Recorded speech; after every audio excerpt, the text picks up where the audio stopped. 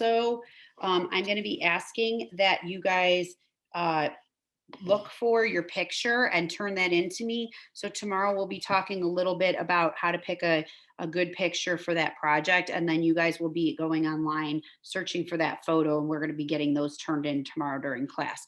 So if you have an idea what you want to do, that would be great. Just kind of get an idea. And then tomorrow you'll have time to look for your photo. Okay.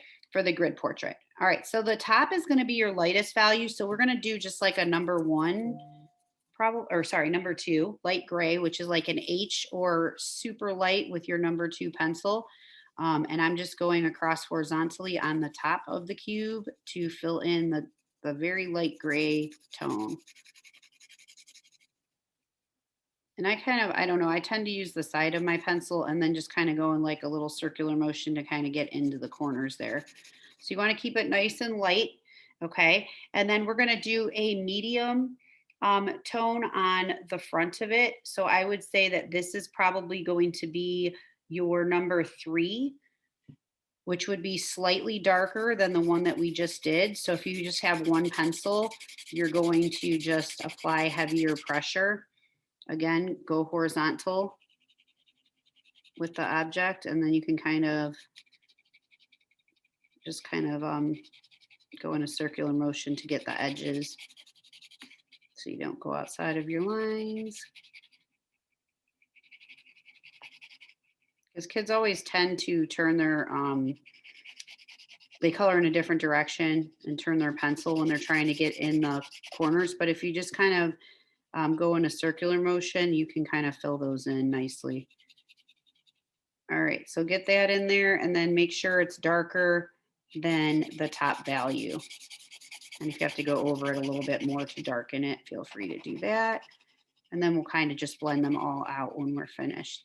So again, this should be a number three on your value scale.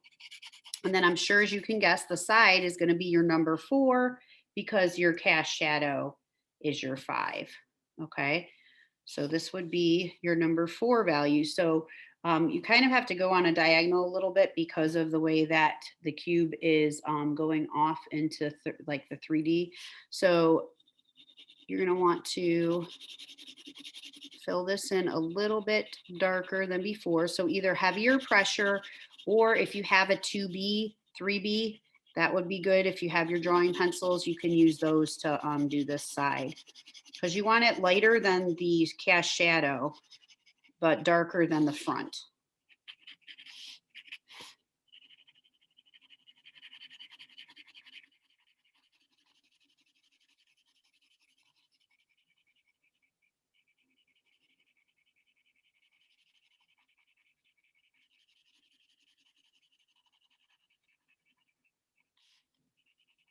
So today on this one, I'm just going to use pressure because, like I said, I did not bring my drawing pencils home with me.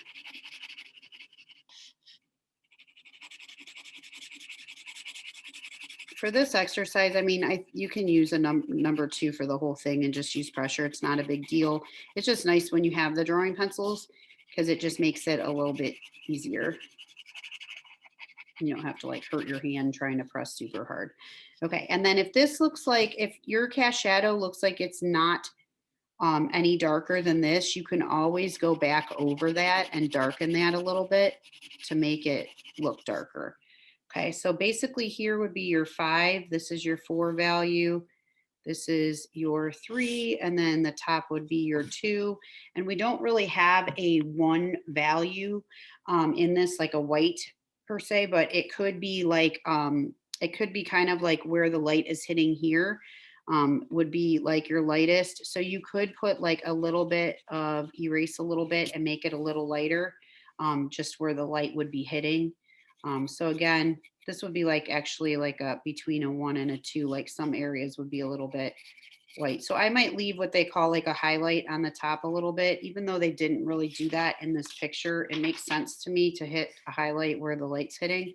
So I just kind of pulled a little out with my eraser. And then you guys want to go in and blend it out. And then kind of make any cleanup marks that you need to do. So if you need to like kind of clean up by erasing anything, if you want to go over your lines just to kind of make them a little crisper where the cube is drawn, you can kind of do that just to clean it up a little because it does get, you know, they get smeared in a little when you do the pencil shading. So it's kind of good to like go back in and just kind of clean everything up. And then again, if you're, you know, if you go past your lines, just take an eraser and do your best to erase any smears or smudges. There is stuff that's actually called fixative that you can spray on your work once you are completely finished for like charcoal, chalk pastel, colored pencil, any of those really, it works. And then it kind of like fixes it. So if someone was to touch it, it wouldn't smear. So I will probably, if I'm allowed to have that anymore, I will probably order some of that and spray your pencil drawings if we're, you know, if I can at the end when you're finished with it. All right, so that's basically it for the cube. So if you are all done, you have this whole thing completed, you can go ahead and turn it in. If you do not know what the labels are, because it's probably hard to read from mine, everything is on this sheet, which is in Schoology. Okay, so if you go into the pencil unit folder, I believe it's purple, but don't quote me on that. You can find that worksheet in there. And then that should be easy for you to go ahead and relabel things if you missed anything. So pencil drawing unit. And it's called the basic shapes shading exercise. That's the worksheet. So if you click on that, it will show you the worksheet I just held up. Okay, this is the Zoom recording of us doing the shading of the sphere yesterday. And then here is where you submit your basic shapes drawing.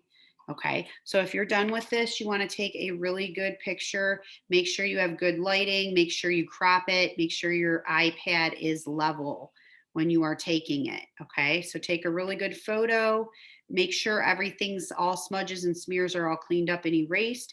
And then you can turn this in. Again, it is not due until tomorrow, but if you have it done, I would go ahead and turn it in now. So you have that ready to go.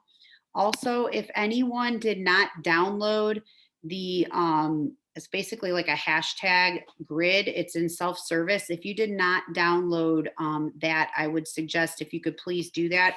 We did have a day where I told you to download it, but just in case anyone missed that, you can go ahead and get that downloaded as well. So that can kind of get us prepped and ready to do our grid portraits. Okay.